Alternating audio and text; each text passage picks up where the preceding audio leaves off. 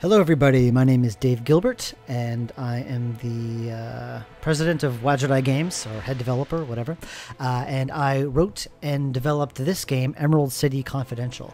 I've become very interested lately in the whole Let's Play phenomenon of people who record themselves playing games and giving commentary on the games that they play and upload them to YouTube. And I found that very interesting, so I decided to do it myself, but instead do a Let's Play of a game that I actually made. So I'm calling this a Let's Play My Own Game. So let's play my own game, guys. The reason why I decided to do Emerald City Confidential was because it's probably got the most interesting. It's probably got the most interesting story. I come from a hardcore point-and-click adventure background. I've been playing them since the '80s, and I've been making them since like 2001, and I started selling them commercially since 2006. PlayFirst is a really hardcore casual game company. They do Diner Dash, Chocolatier, that kind of thing. And they wanted to do a point-and-click adventure game for the casual audience. And for some reason, they came to me. And so there was a lot of interesting stuff that happened over the course of making the game and the trials and tribulations that we went through to make a game for the casual audience, an adventure game for the casual audience. So I thought I'd share a bunch of those with you. So here is the beginning of the game, and you're Petra, the private investigator in the gritty Emerald City of Oz, and the first puzzle is obviously to get into the warehouse. Now, if you've been playing adventure games for a long time like I have, the solution is pretty obvious right from looking at the screen, but we needed a tutorial for the new casual players who'd never played a point-and-click game before. So here we have click on the crowbar to have Petra pick it up. And the first time we showed this in front of the casual testers, they first it took them a while to find the crowbar. They would click on the crowbar, and look what happens when you pick up the crowbar. Whoa! Yeah, that is new. That, well, I say new. I say new. That wasn't there on the first test build of the game. You clicked on the crowbar and it just appeared in your inventory without any of that fanfare. So the casual players, they didn't know where the crowbar was. It disappeared, and it completely confused them. They were like, yeah, we had to keep tutorializing it to kind of hammer on the fact what happened. They'd be clicking everywhere. They're like, where'd the crowbar go? Where'd it go? Where'd it go? And eventually when they finally found it down here, and they clicked on it, the first thing they did was click it on Petra. And they would keep clicking it on Petra and get very frustrated that it wasn't actually working. And we asked them, we said, why are you clicking the crowbar on Petra? And the response was, well, I am giving her the crowbar. And when you think about it, that makes total sense. If you've never played an adventure game before, how are you supposed to know how it works? And these folks who played these casual games, they were used to everything on the screen being something you could interact with. They didn't know the adventure game rules of the character being your avatar on the screen. So eventually they figured it out, and most of the testers, it took them 10 minutes to figure out how to do this. All right. I wish I was kidding. Let's see what's in there. This is casual audience, folks. You'll be hearing me say that a lot. Casual audience.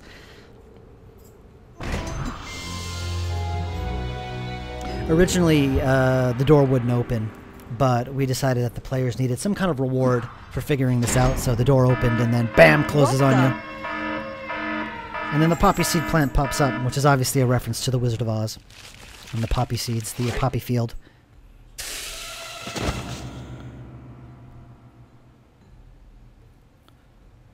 That all this animation was done by a guy named Wyatt Miles. The oldest trick in the book. Runs a company called If Flash I was Potatoes. awake, I might have felt ashamed.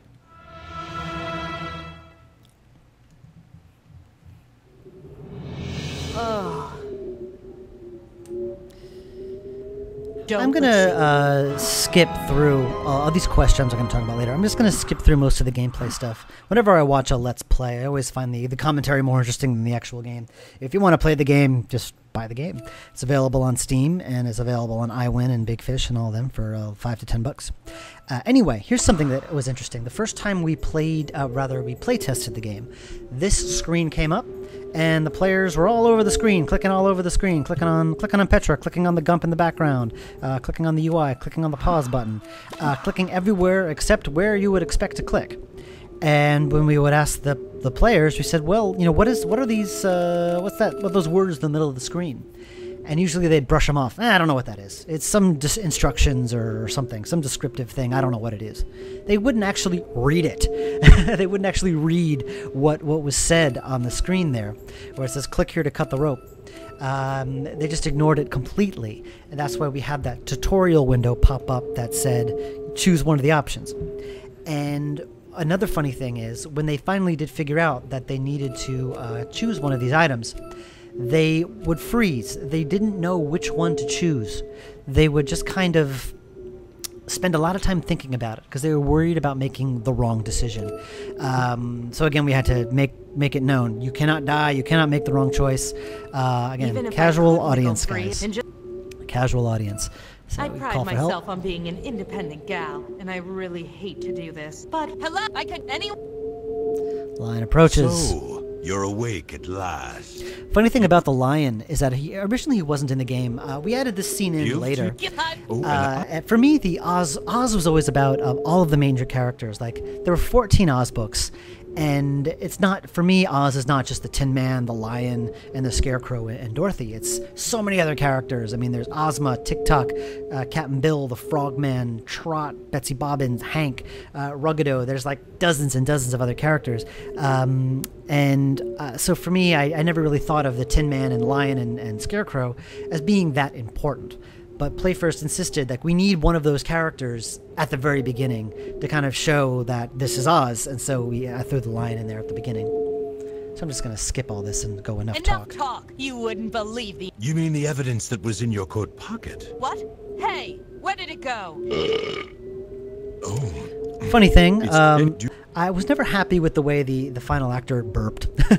And I actually had a recording of my friend Abe Goldfarb, one of my local voice actors who does Joey in the Blackwell series. I had a recording of him burping, and I stuck that in there. So Abe is a stunt burp, which gives him no end of pleasure when he hears me say that. Hey, watch it, lady. I'm flying here. That's me. That was my voice. See, I'm doing the voice, so you know for sure I'm not lying. That's my little cameo. Yeah, sorry. You available? Yeah, the meter's running. Where do you want to go? Just take me home. Plumley Street. If you're an Oz fan, or if you read the Oz books as a kid, you would probably know that after L. Frank Baum, the original author, finished Oz, or rather, I almost say finished Oz, after he passed away, another author kind of took the torch, and her name was Ruth Plumley Thompson. So that Plumley Street where Petra lives is a reference to her. This sequence here, oh man, there was a lot of arguments about this. This used to be an opening credits sequence where you had my name and the artist's names and the programmer's names. So you had Andrew Goulding and John Green and Wyatt Miles, and everyone involved with the project was listed here. But PlayFirst handles credits in a very specific way, and we needed to move the credits to a different part of the game. But I liked this opening so much, and I said, we can't cut it. Come on, guys, this is awesome. So we threw these this text, overlay text over it, which it does the job. It's kind of cheesy, but you know, it does the job, and you can skip it if you want to, which I'm going to do right now. Bam.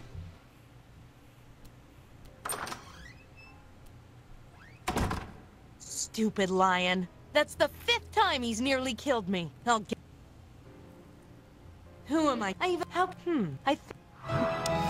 I guess this is a good time to talk about the quest gems while I find the spare notebook. Basically, when the testers were first testing the game, they were very lost. They never knew quite what to do or where to go. And what PlayFirst insisted on towards the end of the development cycle was that we needed some kind of in-your-face way of saying, you got to do this next. And they said, make like something like big and in your face, like like you get a piece of cheese for everything you complete. So these quest gems was the result. So when you get a task, it's like in your face, do this, and then when you solve something, I'm going to solve something right now. So you get the key, and you solve a task. My spare note. So we got the notebook. And yeah, burn. So again, once you solve a task, it's also in your face, and you know you've done something right. There's this concept of rewards in casual games, where you need to be rewarded for everything you do right. And that was the case here. You hear that, Emerald City? I'm packing a new notebook, and I'm not afraid to use it.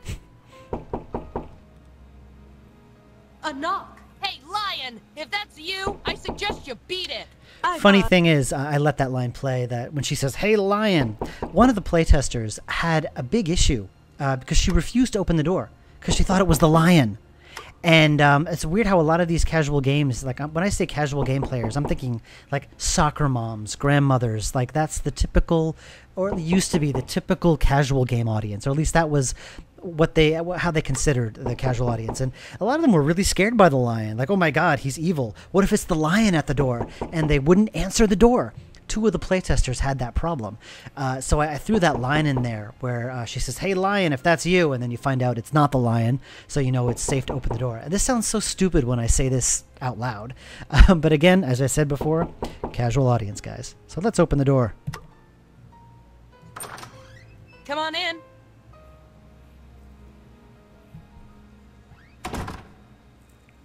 Thank you. You're Petra.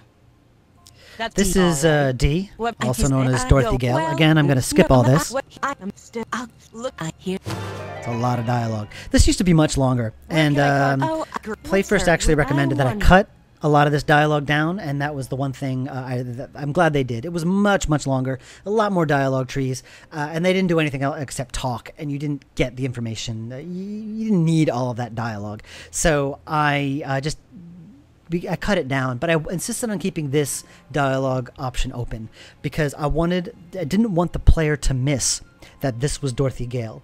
So I kept this dialogue window, this dialogue choice tree thing open so you wouldn't miss it. I mean, each one of these, "Wait a minute, Miss Gale, excuse me, Miss Gale, blah, blah, blah." It's basically hammering home the fact that this is Dorothy Gale. You can't miss it. So. Just one more question, Miss Gale. Yes? Uh-huh. Oh. Very clever.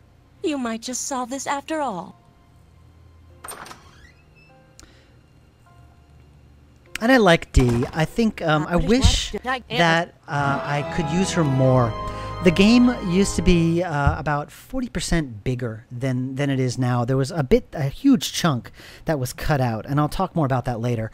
But she didn't get as much screen time as I wanted her to, so she wasn't used as much as I would have liked. But she does make a good does make quite an appearance.